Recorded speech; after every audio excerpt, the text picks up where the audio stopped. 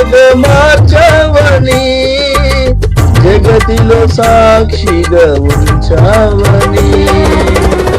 ఉత్సాహగానమునే పాడనా, ఉత్సాహగానమునే పాడనా, ఏదైనా నీ కొరకు చేసేందుకు.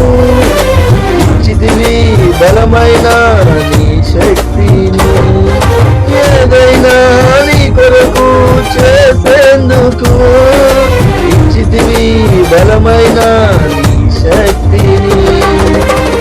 ఇదియే చాలు నా జీవితాంతము, ఇలా నా కన్నీయు నీవే కదా.